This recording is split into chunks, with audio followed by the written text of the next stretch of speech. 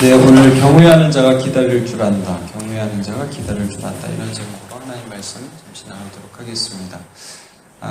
우리가 이제 사무엘 2장을 살펴보고 있는데, 여기 보면 이제 사울이 죽은 후에 다윗이 어떻게 이스라엘의 그 왕이 되어가느냐 하는 그런 부분이 나옵니다.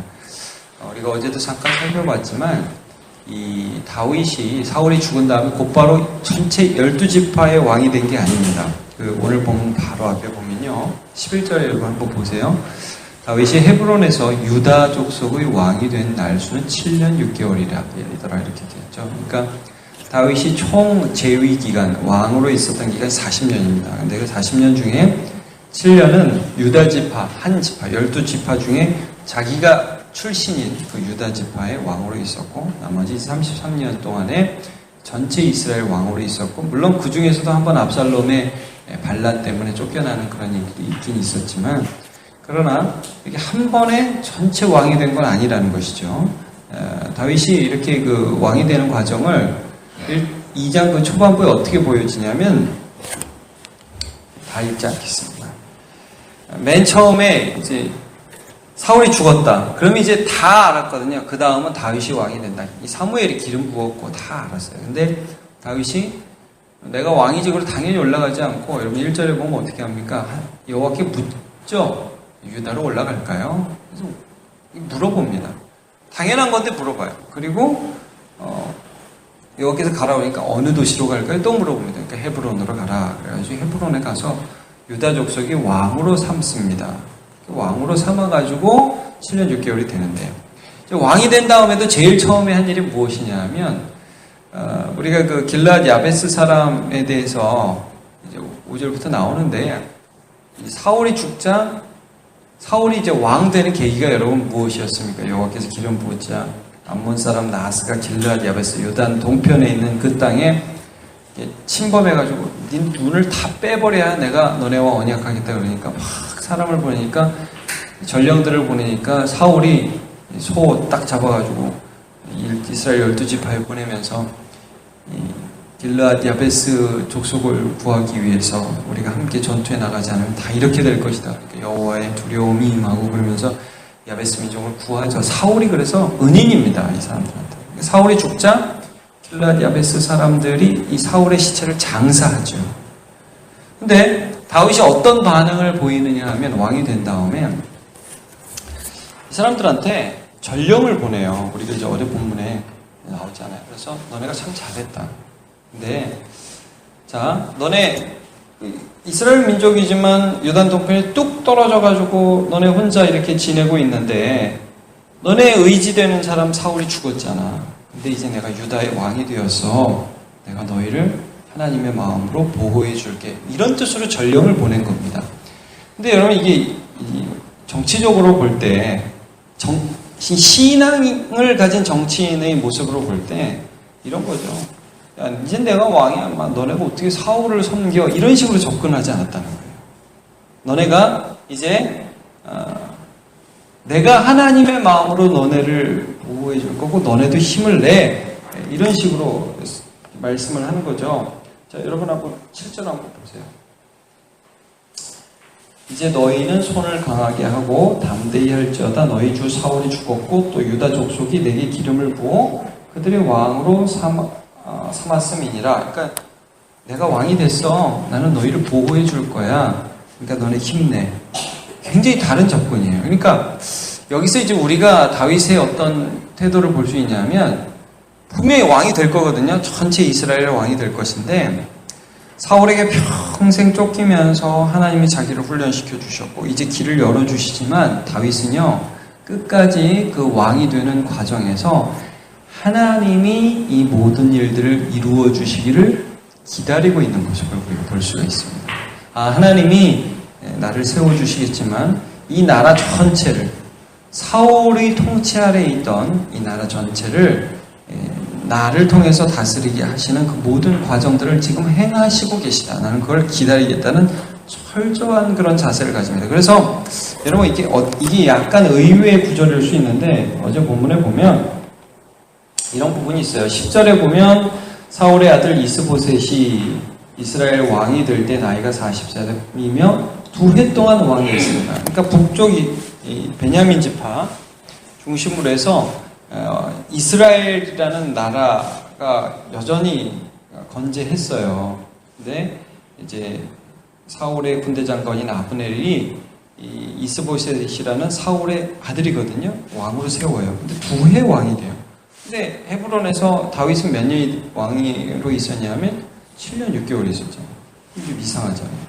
여기는 왜 2년이고 여기는 7년 6개월이고 이 사람이 죽은 다음에 바로 이렇게 된. 근데 아마도 아브넬이라는 그 사울의 장수가 그 정치적 수습을 하다가 한 5년 정도 보내고 그 다음에 이 이스보셋을 왕으로 세웠던 것 같아요. 그래서 북쪽 사실 여기는 아직까지 북쪽 남쪽 이렇게 구분하기도 그렇고 하여튼 베냐민 지파를 중심으로 한 사울의 후계자 이스라엘의 이스보셋 왕, 다윗의 하나님이 기름 부어 세우신 왕, 좀 대치적인 그런 상황이 되었습니다. 자, 이런 상황에서 오늘 본문에 보면 이 이스보셋과 아브넬, 그러니까 사울을 계승한 사람들의 군사들과 그 다음에 다윗의 군대 장관인 요압이 기브온이라는 곳에서 이렇게 딱 맞닥뜨리는 장면이 나와요. 근데 분명히 다윗은 하나님을 기다리거든요. 근데 이 아브넬, 이스보셋은 기다리지를 못하는 그런 장면이 나옵니다. 근데 좀 어떻게 보면 자기들의 그 정치적인 그 입지를 먼저 그 굳히기 위해서 기싸움에 들어갑니다. 그러니까 우연히 만난 거예요, 이 군사. 근데 여러분, 이 아브넬이나 요압이나 아마 사울 시대에 같이 일했지 않을까, 같이 일하지 않았을까, 그런 추측이 들어요. 둘 다 이스라엘 용맹한 장수고 동족이에요. 그러다가 사울이 다윗을 미워하니까 요압을 중심으로 해서 쫙 빠져서 다윗으로 빠졌고, 이제 사울의 충복으로서 아브넬이 끝까지 같이 있었잖아요. 근데 이제 얼마나 충복이었는지 정확하게는 알 수 없지만 자기의 정치적인 입지를 계속해서 살리기 위해서 이스보셋을 또 세운 거잖아요. 근데 이 기브온 어떤 연못가에서 딱 만났는데 아브넬이 딱 이런 말을 하죠. 우리 한번 니네 청년 우리 청년 한번 싸워볼까? 이 제안을 했어요. 그러니까 처음에는요 딱 그 말을 듣는데 이제 요압도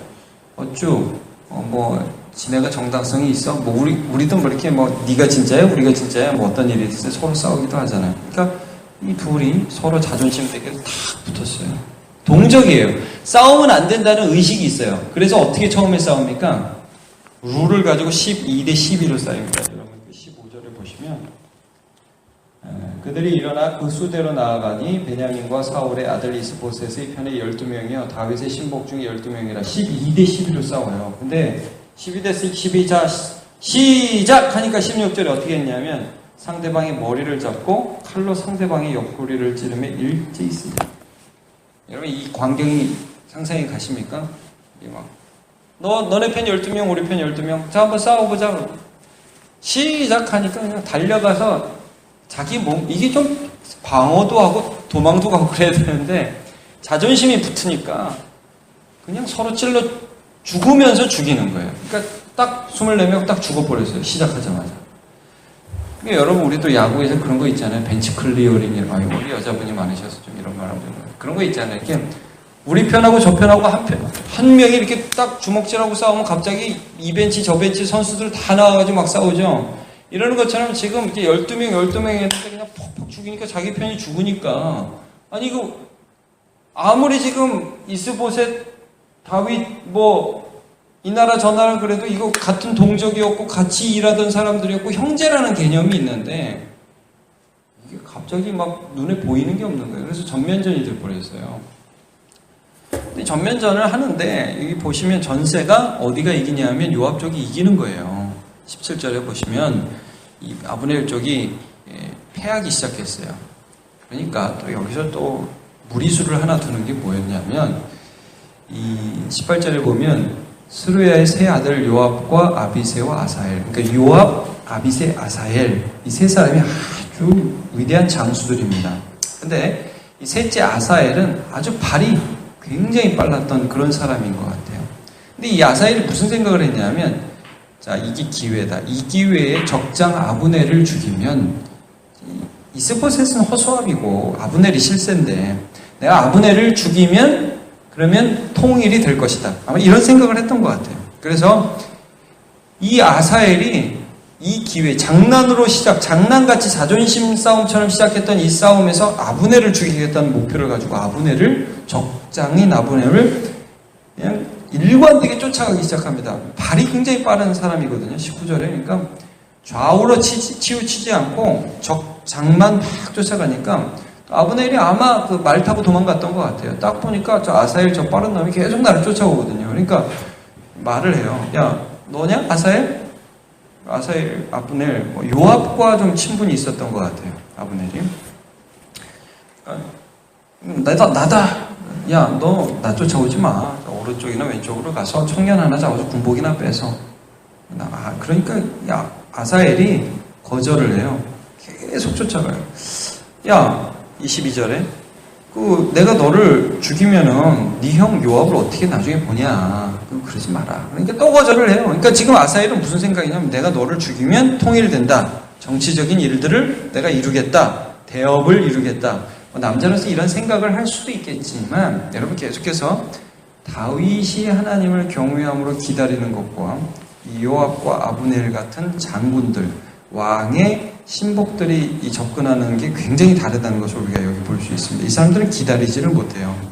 지금 우리 편이 정권 잡아야 돼요. 무리수를 두는 겁니다. 그렇게 해서 계속 쫓아가니까 백전노장 아브넬이 말 타고 가는데 뒤에서는 아무리 자기가 들놀이같이 빨라도 뛰어오는데 창으로 그냥 창 뒤끝으로 찔렀대잖아요. 그러니까 배를 뚫고 창이 뒤로 나왔다. 그러니까 아마 말 타고 가면서 이렇게 뒤로 푹 찔렀던 것 같아요. 그랬더니 그냥 뛰어오던 사람이 죽어버리죠. 이 요압과 아비새 형들이 열받았습니다. 24절 보시면 요압과 아비새가 아브넬의 뒤를 쫓아 기브온 거친 땅 아까 이게 여기서 좀 헷갈리는데 길가기야 맞은편 암마산에 이를 때 해가 졌습니다. 이놈 죽여야 된다. 저놈이 내 동생을 죽였다. 그러면서 쫓아간 것 같아요. 근데 이게 워낙 또 서로 이게 하면서도 여러분 흥분해 있지만 양심 끝에 무슨 생각이 있냐면, 우리 동족인데 아무리 우리가 지금 대치에 있어도 우리가 한민족인데 이러면서 양심의 대치가 되고 양심의 찔림이 있는데 해가 진 거예요. 그러니까 아브넬이 요압한테 26절에 야, 언제까지 싸울 거야? 좀 이제 그치라고 해야 되는 거 아니야? 요압이 야, 네가 시작했잖아. 27절에 네가 안 그랬으면 이렇게 안 됐어. 서로 또 자존심 싸움하면서 말싸움하는 겁니다. 요압이 할 수 없어서 나팔 불고 그만 싸우죠. 결론적으로 여러분 여기서 몇 명이 죽냐면 30절 보시면요. 다윗의 신복 중에서 19명과 아사엘이 없어졌습니다.